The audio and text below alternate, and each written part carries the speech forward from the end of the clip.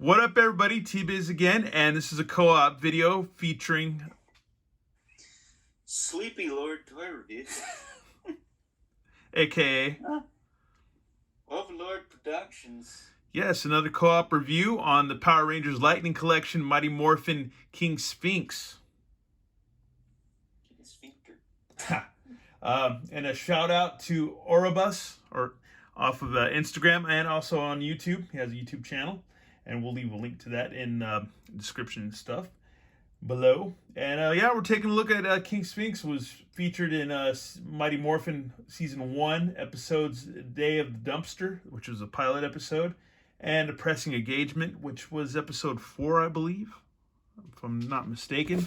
And yeah, I got this figure on heck of a deal at GameStop, which this figure was originally priced at $22.99. I got it for about, yeah, what was it, 15 bucks, man, that day? It was like 16, but I think they were like, there must have been like a sale on.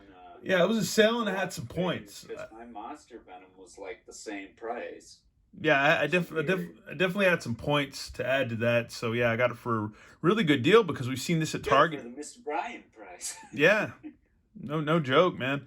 Because at least I've seen him at Target for like what, 30 to 40 bucks, or he's supposed to be like 30 bucks. 30 bucks at Target and 40 bucks online at other stores and stuff like that. So yeah, that's pretty cool.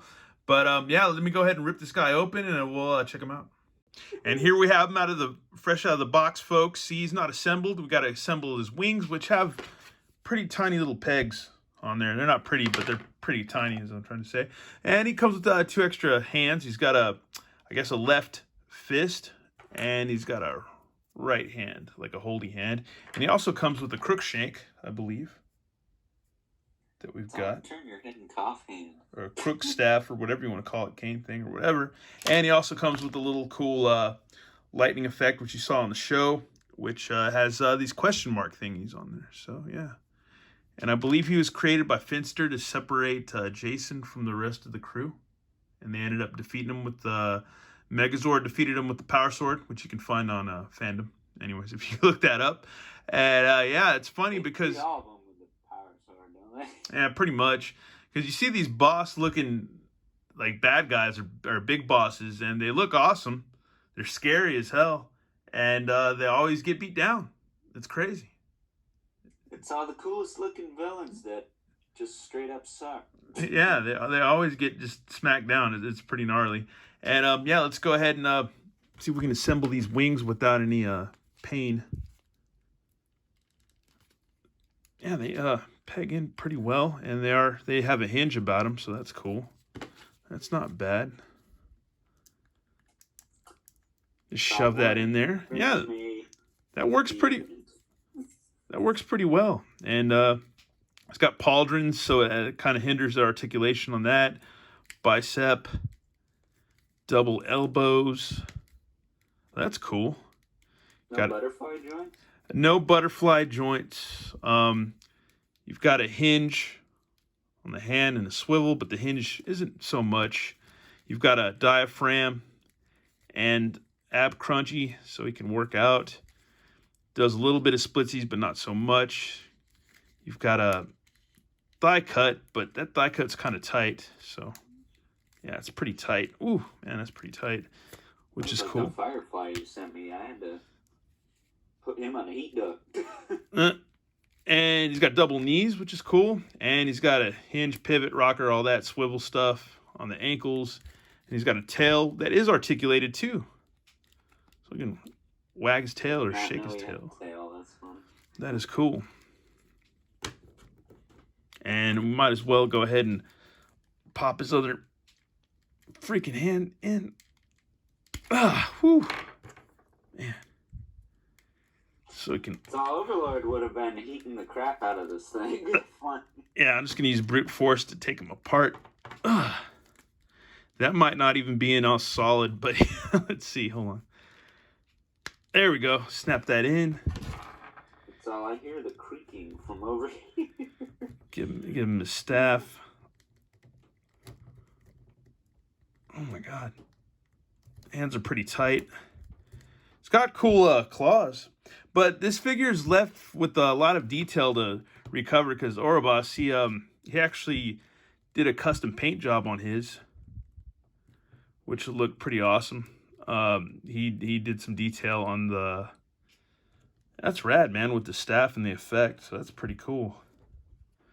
But I'll get up close, and he put some detail in the mouth because the mouth is lacking. You need some black in there, red or something. You could do maybe red, maybe paint the teeth white. This figure, it's not bad. The paint's not bad, but it could use a little bit extra detail. I would say maybe with the fingers, with the nails and stuff, and definitely with the mouth. Other than that, all the paint apps are pretty cool. Maybe some nose. Yeah, the nose. And the most obvious thing. And you can see some cool hieroglyphics on his pauldron, which that would, some gold paint on that would kind of help and bring the accent out on that. And also his chest. But all in all, this is a pretty wicked cool figure. I like this guy. Even though they make paint pens, those probably work just as good as paint. And with ankle articulation and stuff, yeah, you can get my typical pose that I always do. It's all the legs spread out, arms hinged out to the side, kind of reaching for the camera, slightly tilted back so they stand up. It's all, you can tell he's been out of the 1/12 scale game for quite some time. And all in all, this guy looks good. I like him, man. He's cool. Yeah, I believe you could probably still find him at Target, hopefully, or maybe. Yeah, and there's still sitting up here, I think. That's because I haven't bought him yet. And he's got weird little round nubby balls on around the side of his face too, which is weird. He's got the nub nubs. Yeah, that thing's crazy. This is cool, man. But I like this figure. He's awesome. Maybe you could add an extra wash or something to his skirt thing, because there seems to be a lot of detail in that too, but it doesn't really pop because it's just straight yellow plastic. So overall, this figure looks awesome, but doesn't really pop. But it seems like besides the Rangers, it seems like with the big boss bad guys or whatever, or the monsters, that they're lacking a little bit of detail. They do have paint, but they could use a little bit of extra detail just for certain accessories and things and stuff like that. Definitely help. Definitely not. They don't get the Four Horsemen Mythic Legions job for the money. But all in all, I like this figure. I think he's cool. You can get some good poses with him. That's awesome. And and we might as well set him up next to a Ranger just so we get size comparison. And here he is squaring off with Jason. So yeah, it's pretty cool. He's a beast of a figure. I would say he's more like a Build-A-Figure size, pretty much, compared to the regular Rangers. Even with the leg splayed and stuff, and that, and their little battle poses that I have. But yeah, all in all, rad figure. I think he's cool. I know Overlord would like to get this figure. Am I not wrong? No, you're not. So Overlord's got a thing for Egyptian-looking guys. He's already got Goldar and Lord Zed, and when Overlord was a boy, when I was a boy, I had like this little. It's like an all cardboard storybook for Power Rangers for whatever reason, and the first one I remember looking at had both Goldar and King Sphinx in it. So those are the characters Overlord knows the most from his childhood. He didn't grow up with this show.